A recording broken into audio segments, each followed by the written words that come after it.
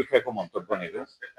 অখিল গগৈৰ বিষয়ে মই একো মন্তব্য নিদিওঁ। তেওঁ হয়তো জুবিনক ভাল পায় বা নতুনকৈ ভাল পাবলৈ লৈছে, গতিকে তেওঁৰ কথা কোৱাটো অনুচিত। তেওঁ সেইটো বিচাৰে যাতে আমিও তেওঁৰ কোৱাৰ লগে লগে কিবা এটা ৰিয়েকশ্যন দিওঁ, গতিকে আমি সেইটোক ইগন'ৰ কৰাটো উচিত হ'ব বুলি ভাবোঁ। কাৰণ জুবিন গাৰ্গ বিষয়টো তেনেকুৱা ধৰণৰ বিতৰ্কত অনা বিষয় নহয়। জুবিন গাৰ্গৰ প্ৰতি অসমীয়াই ভাল পায়, চিৰলৈ গৈ থকালৈকে ভাল পাই থাকিব। গতিকে জুবিন গাৰ্গৰ মৃত্যুৰ ৰহস্য ভেদ কৰি আজি SIT দিছে। আমি যিবিলাক ব্যৱস্থা আছে সেই ব্যৱস্থাৰ ওপৰত বিশ্বাসেৰে চলোঁ। ন্যায়পালিকাৰ ওপৰত আমাৰ বিশ্বাস আছে। গতিকে আমি সেই দিনটোৰ অপেক্ষাত, এতিয়া আৰক্ষীয়ে SITয়ে নিজৰ কৰ্তব্যখিনি কৰিলে, পৰৱৰ্তী সময়ত এতিয়া ন্যায়পালিকাৰ ওপৰত গোটেই কথাখিনি নিৰ্ভৰ কৰিছে। গতিকে আমি প্ৰতি অসমীয়াৰ দৰে আমি বিচাৰোঁ আমি প্ৰাণৰ আপোন জুবিন গাৰ্গৰ যি অকাল মৃত্যু, সেই মৃত্যুৰ দুখৰ পৰা কোনো অসমীয়া এতিয়ালৈকে ওলাই অহা নাই। গতিকে তাৰ মাজত আৰু বিতৰ্কিত মন্তব্য, ৰাজনৈতিক কথা, আমুক বেয়া তামুক বেয়া, পেলাই দিম, ডাষ্টবিন, এইবিলাক শব্দ ক'ব নাপায়। জুবিন গাৰ্গক জুবিন গাৰ্গ হৈ থাকিবলৈ দিয়াটো উচিত।